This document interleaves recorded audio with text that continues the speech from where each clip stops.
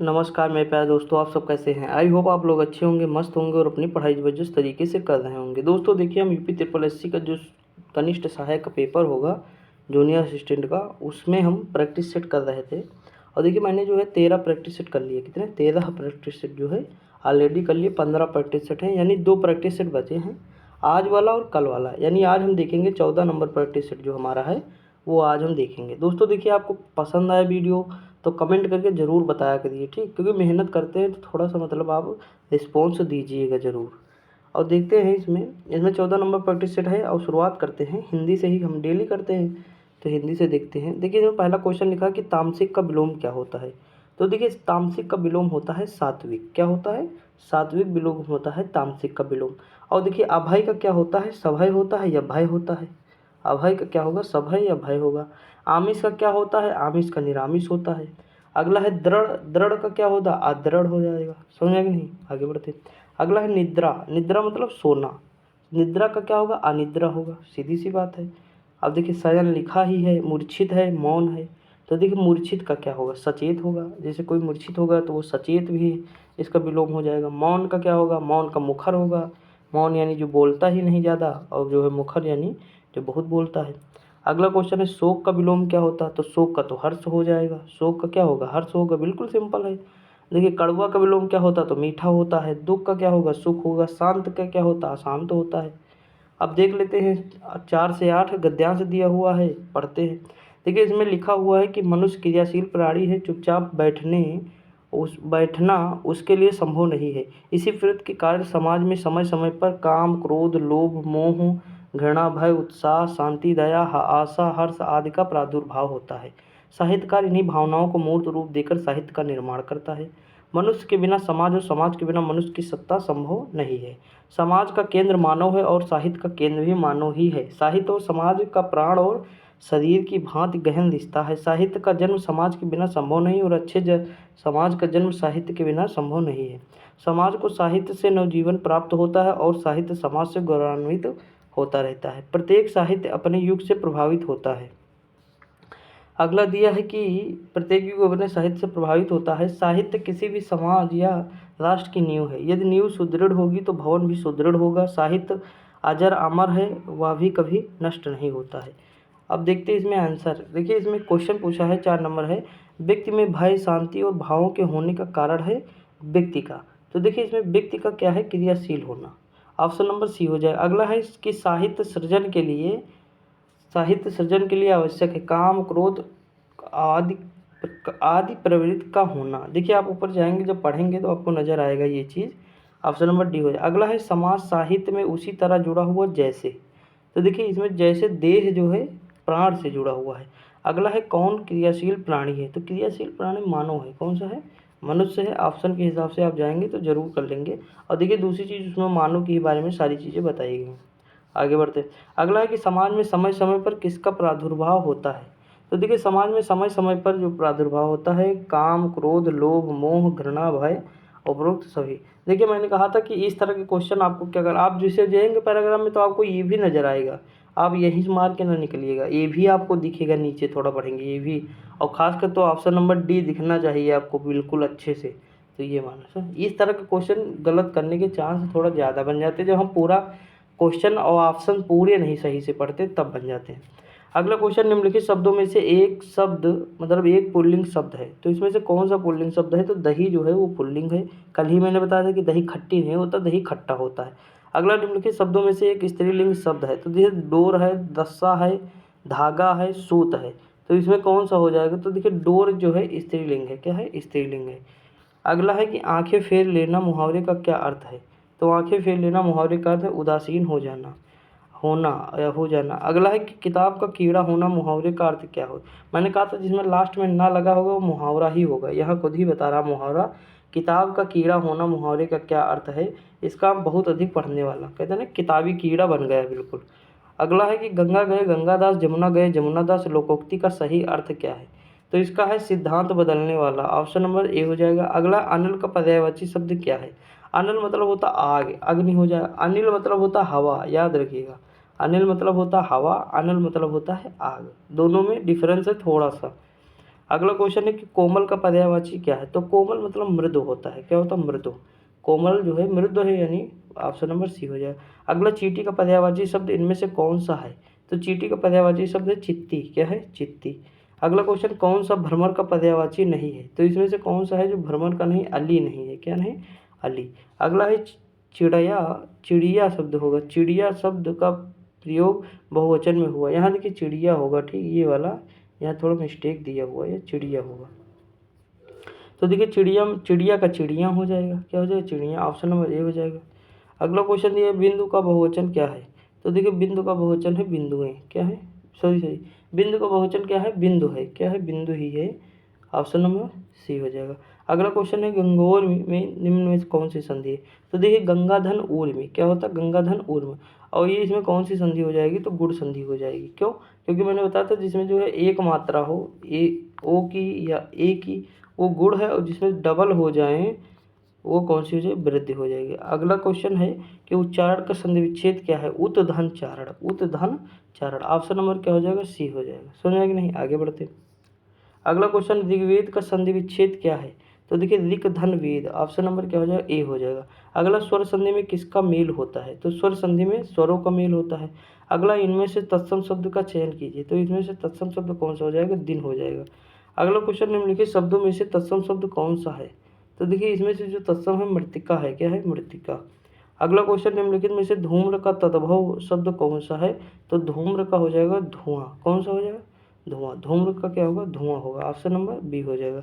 अगला, निम्नलिखित में से शुद्ध वाक्य है। तो देखिए दही, उसकी दही खट्टी है, तो ये तो गलत है। उसका मकान बहुत अच्छा है। उसकी रुमाल अच्छी, यह रुमाल अच्छी है।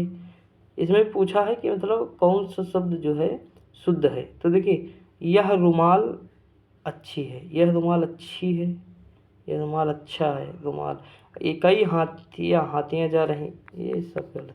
देखिए इसमें शुद्ध पूछा, सबसे शुद्ध यही कि उसका मकान बहुत अच्छा है। ऑप्शन नंबर डी हो जाएगा। अगला क्वेश्चन, अधोलिखित में कौन सा कथन सही है। तो देखिए इसमें जो है कौन सा सही है? डॉक्टर साहब आ रहे हैं। ऑप्शन नंबर क्या हो जाएगा? ये हो जाएगा। अनेकों नहीं होगा, अनेक होगा। लड़का है ये तो लोग की जरूरत नहीं, लड़का लोग, लड़का खेलता है कि लड़का लोग नहीं होना चाहिए। अगला, इनमें से कौन सा तत्पुरुष समास है। तो देखिए इसमें से तत्पुरुष समास है आशातीत। आशा से तीत। अगला क्वेश्चन है कि द्वंद्व समास में कौन सा पद प्रधान होता है। तो द्वंद्व समास में जो है दोनों पद प्रधान होते हैं। Option number C. समझ में कि नहीं? आगे बढ़ते। अब देखिए रीजनिंग स्टार्ट हो गई। यदि किसी कूट भाषा में सडेन को RVCEDO लिखा जाता तो उसी कूट भाषा ग्रोथ को, मैंने कहा था इस तरह के जो स्थानीय नंबर उनके लिख लीजिए जो हो, जिस नंबर पे वो आते हैं। तो देखिए यस कितने पे आता है? याद होना चाहिए, 19 पे आता है। और यू कितने पे आता है? तो 21 पे आता है। उसके बाद डी 4 पे आता है। अब देखिए यहाँ पे अगर हम आर 2 3 लिख लें बस, आर कितने पे आता है? 18 पे, यानी कितना बढ़ा? 1 बढ़ा। उसके बाद वाई कितने पे आता है? ये आएगा 25 पे। कितने पे? 25 पे। उसके बाद सी कितने पे आएगा? 3 पे। अब यहाँ ध्यान दीजिए कि मतलब बढ़ कैसे रहा है, ठीक, सॉरी यहाँ वी है ना, तो देखो वी तो 22 पे हो जाएगा, 1 बढ़ रहा। आप ध्यान देंगे तो देखिए यहाँ पे 1 क्या हुआ? माइनस हुआ। उसके बाद यू के बाद वी आएगा, बढ़ेगा। सी के बाद डी, डी के बाद सी यानी घटेगा। उसके बाद डी के बाद ई, बढ़ेगा। तो यानी 1 घट रहा, 1 बढ़ रहा है। तो इस तरह जब आप क्वेश्चन करेंगे तो इस ग्रोथ का जानते हैं क्या होगा? ग्रोथ का ऑप्शन नंबर सी होगा। करके देखिएगा, बिल्कुल ईजी है। अगला, दिए गए विकल्पों में से उन संख्याओं का चयन कीजिए जो निम्नलिखित श्रेणी में प्रश्न चिन्ह के स्थान पर आ जाती हैं। तो इसमें कौन सा जो है सही हो सकता है?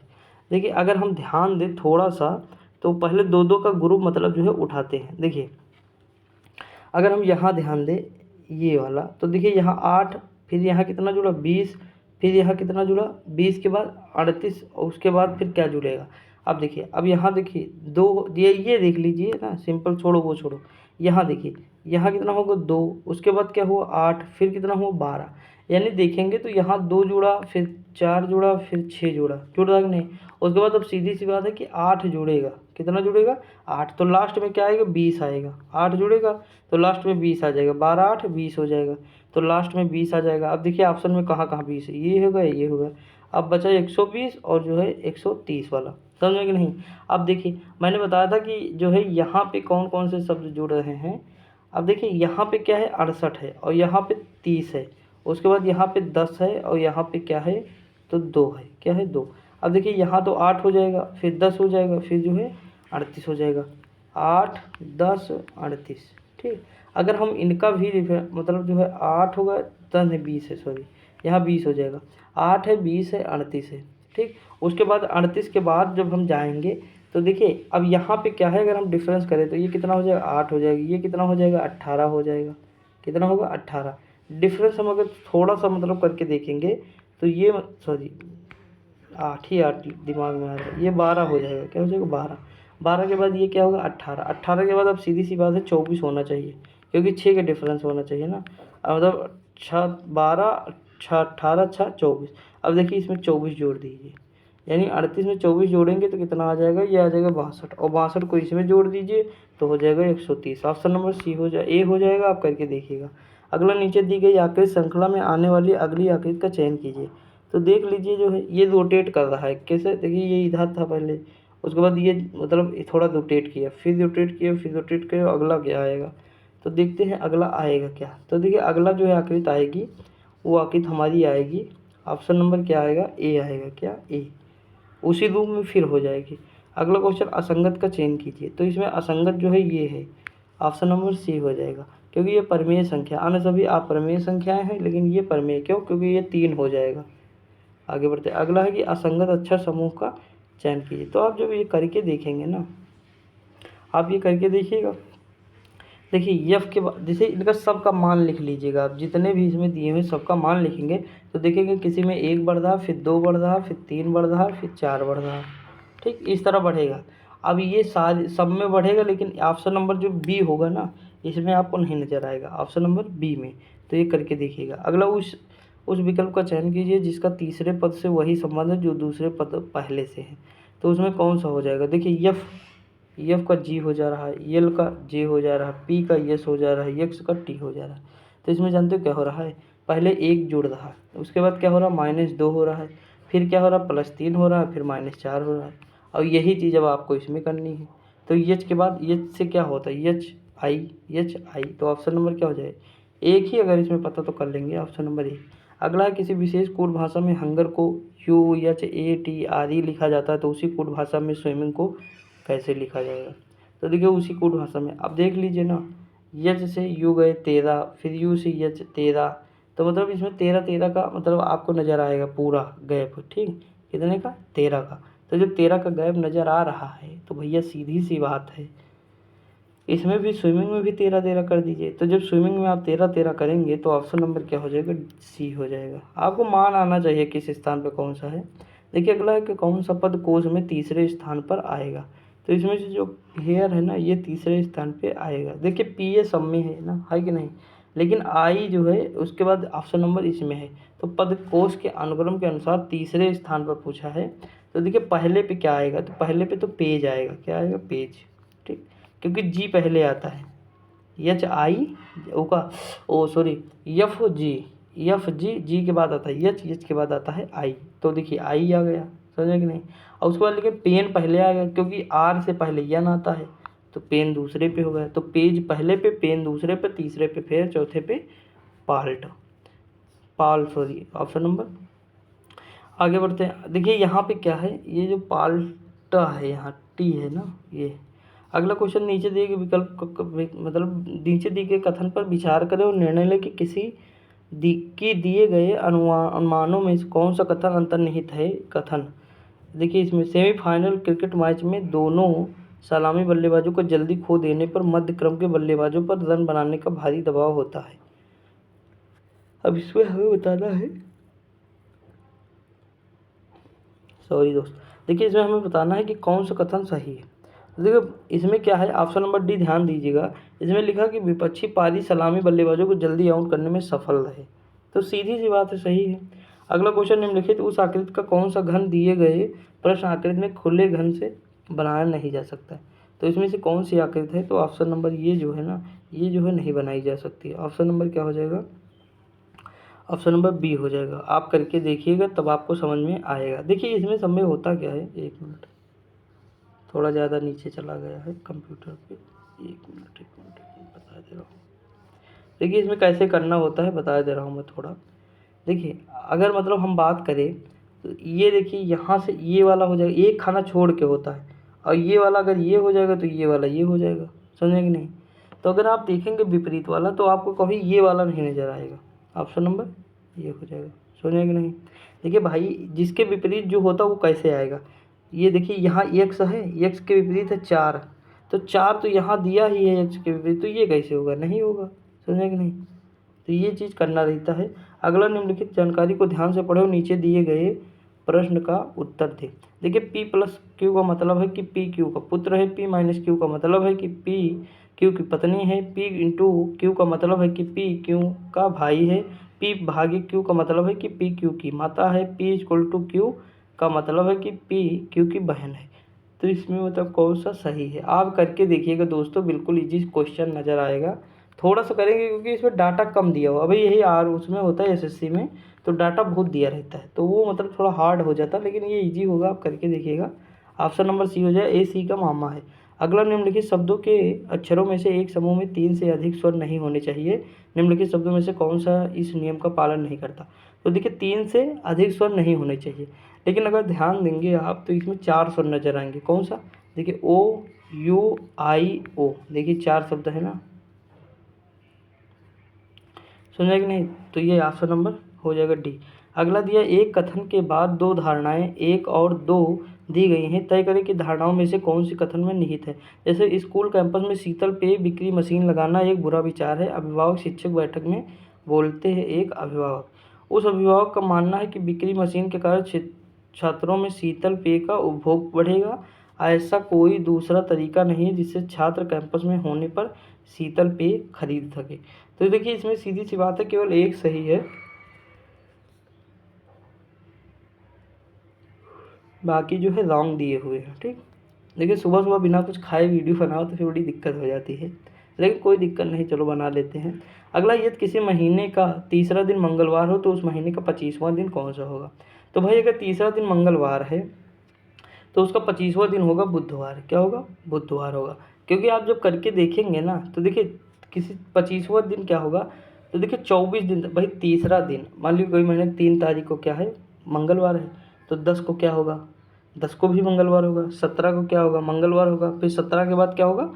24, इसको इस दिन भी मंगलवार ही होगा। समझा कि नहीं? लेकिन जैसे हम अगले दिन बढ़ेंगे 25वें दिन, फिर बुधवार हो जाएगा। समझ आ गया कि नहीं? आ गया होगा, बढ़ते आगे। अगला दिन, नीचे गई श्रेणियों के बीच सर्वश्रेष्ठ संबंध को दर्शाने वाले वेन आरेख का चयन कीजिए। स्नातक साक्षर परिश्रमी, आप देखिए इसमें कौन सा हो जाएगा? तो भाई सीधी सी बात है, स्नातक छात्र और परिश्रमी का ऑप्शन नंबर ये हो जाएगा, डी हो जाएगा। समझे कि नहीं? आगे बढ़ते। अब देखिए हमारा उकाई परियोजना किस नदी पर है? तो देखिए उकाई परियोजना उकाई ही नदी पर है। किस पर है? उकाई नदी पर है, लेकिन उकाई जो है किसकी, मतलब सॉरी उकाई नहीं, कोयना है, कोयना परियोजना कोयना नदी पे है। देखिए उकाई परियोजना जो है ताप्ती नदी पर है। कहाँ है? ताप्ती नदी पर। ऑप्शन नंबर क्या हो जाएगा? बी, गुजरात में है। ठीक, याद रखिएगा। आगे बढ़ते। अगला क्वेश्चन क्या दिया हुआ है? तो अगला क्वेश्चन दिया हुआ है, निम्नलिखित में से कौन सा विषाणु की विशेषता है? तो इसमें से कौन सी विषाणु की विशेषता है? विषाणु केवल मेजबान पर ही बहुगुणित होते हैं। तो सही है, ऑप्शन नंबर क्या हो जाएगा? ए हो जाएगा। अगला क्वेश्चन, ऑस्कर पुरस्कार 2023 में सर्वश्रेष्ठ अभिनेता का अवार्ड किसने जीता? तो ये ऑस्कर जो अवार्ड जीते थे, ब्रेंडन फ्रेजर। अगला क्वेश्चन, निम्नलिखित अफ्रीका महाद्वीप में कौन सी झील भूमध्य रेखा पर स्थित है? तो देखिए ये कई बार आप चुने, विक्टोरिया झील भूमध्य रेखा पर स्थित है, जहाँ से नील नदी निकलती है। अगला है कि व्यक्तिगत सत्याग्रह आंदोलन के नेता आचार्य विनोबा भावे ने कहाँ से इस आंदोलन की शुरुआत की थी? तो इसकी पवनार से किए थे। कहाँ से? पवनार। अगला क्वेश्चन है, संविधान के किन अनुच्छेद में ओबीसी अन्य पिछड़ा वर्ग के आरक्षण का प्रावधान दिया गया है? तो 15 जो है 4 और 16 4 के अनुसार ये आरक्षण का प्रावधान दिया गया है। ठीक, और ये बाद में जोड़े गए हैं। अगला क्वेश्चन दिया हुआ है कि 1857 का विद्रोह मुख्यतः किस कारण से असफल रहा? तो ये जो कारण है, इसके प्रभाव का सीमित होना, यानी सीमित था इसलिए असफल था। ऑप्शन के हिसाब से बता रहा हूँ। अगला है, भारतीय आयकर अधिनियम की धारा 88 में उपलब्ध आयकर छूट को समाप्त करने की सिफारिश निम्नलिखित में से किस समिति ने की थी? तो ये समिति कौन सी थी? कालेकर समिति थी। अगला क्वेश्चन, निम्नलिखित में से कौन सा सुमेलित नहीं है? बर्लिन स्पीरी नदी। मैंने कहा था स्त्री जो है लीन है, यानी लीन से बर्लिन, स्त्री से स्पीरी नदी। ठीक है। लंदन टेम्स, द टाइम्स आपने न्यूज़ सुना होगा, वो कहाँ से निकलता है? तो लंदन से। तो टेम्स किस नदी के किनारे है? लंदन। ये भी सही है।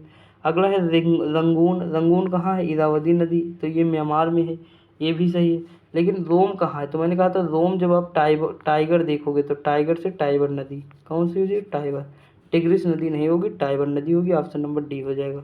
अगला क्वेश्चन है, दिल का दौरा किस कारण होता है?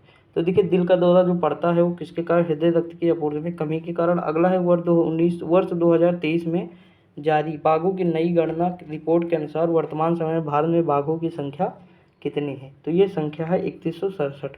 अगला, किस उद्यमी द्वारा विज्ञापन तथा जनसंपर्क पर किया गया खर्च उसके किस प्रकार के व्यय का हिस्सा होता है? तो ये जो उसका व्यय होता है मध्यवर्ती उपभोग। ऑप्शन नंबर सी हो जाएगा। अगला, नदी मार्ग का सोपानी प्रोफाइल क्या है?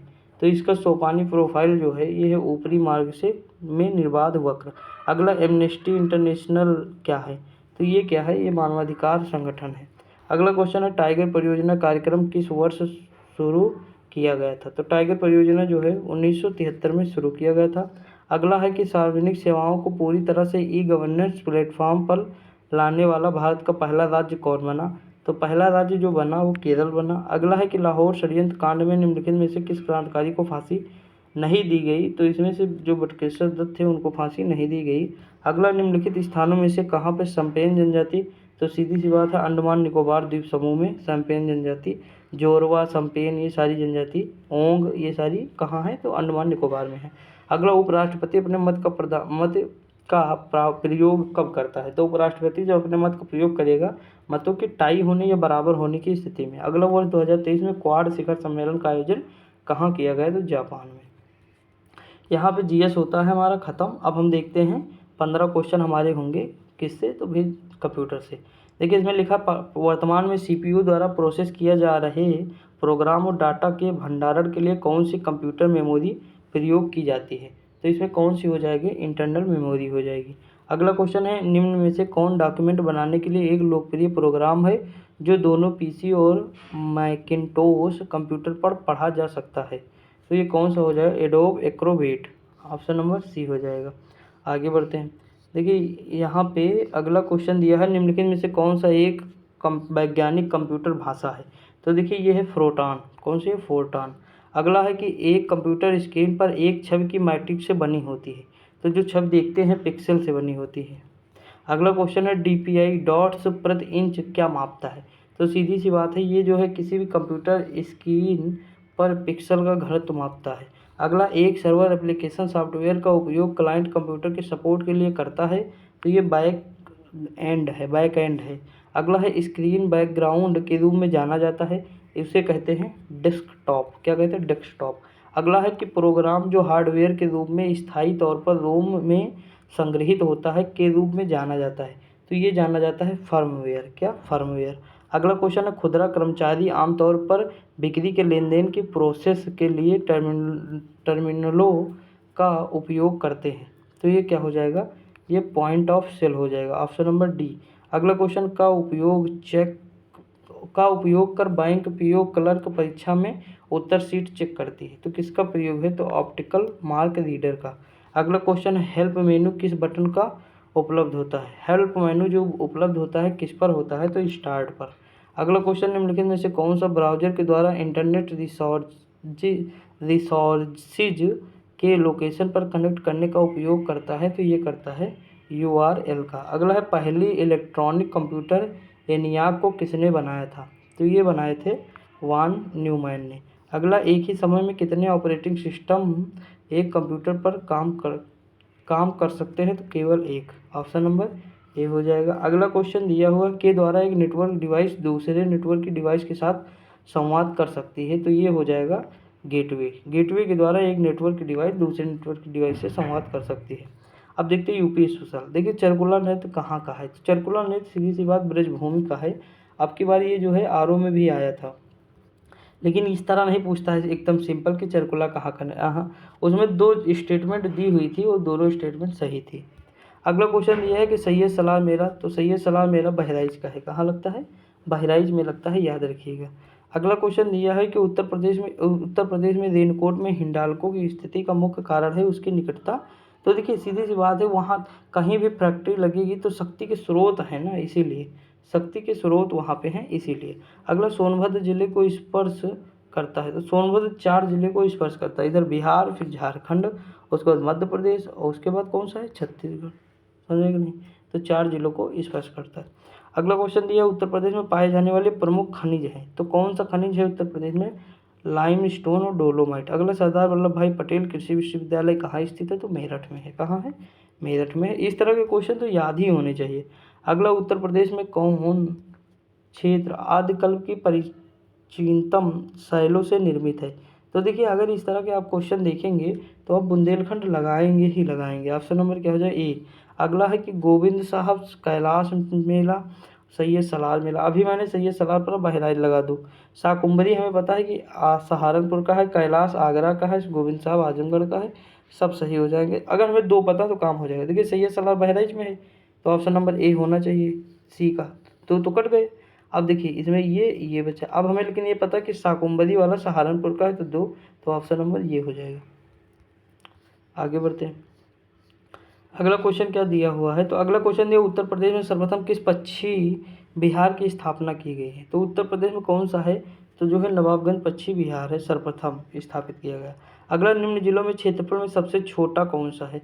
अब देखिए, ऑप्शन के हिसाब से हमें बताना कि सबसे छोटा किसका है, तो वाराणसी का क्षेत्रफल है, ऑप्शन नंबर ए।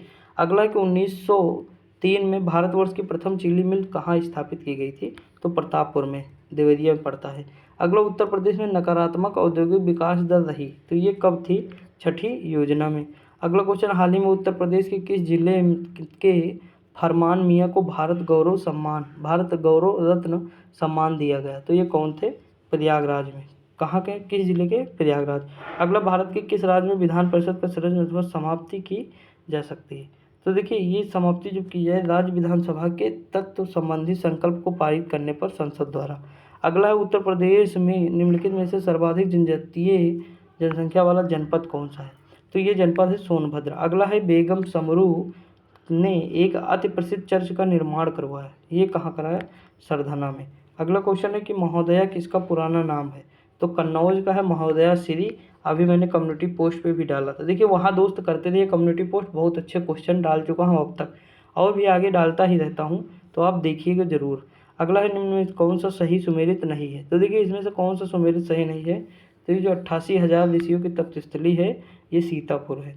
अगला क्वेश्चन कौन सा है? तो राष्ट्रीय जैविक खेती केंद्र स्थित है, तो राष्ट्रीय जैविक खेती केंद्र स्थित है गाजियाबाद में। अगला है, वो उत्तर प्रदेश सरकार ने गुणवत्तापूर्ण शिक्षा के लिए परिषदीय विद्यालयों में कितने हज़ार स्मार्ट क्लासरूम बनाने का निर्णय लिया है? तो ये है 22,000 स्मार्ट क्लासरूम बनाने का निर्णय। तो दोस्तों देखिए, यहाँ 100 क्वेश्चन थे, हमने आराम से डिस्कस कर लिया। दोस्तों, अगर वीडियो पसंद आया करे तो लाइक शेयर कर दीजिए करिए, और थोड़ा सपोर्ट करिए दोस्तों, ताकि मोटिवेशन बना रहे। देखिए, मैं जल्दी कहता नहीं हूँ, लेकिन थोड़ी मतलब दिक्कत होती, इतनी वीडियो बनाया हूँ, इतनी मेहनत करता हूँ, तो थोड़ा उसका फल मिलना चाहिए, ठीक। बाकी कोई दिक्कत नहीं है, मतलब पढ़ते रहिए, मस्त रहिए, खुश रहिए। मिलते हैं अगली वीडियो में, तब तक के लिए जय हिंद।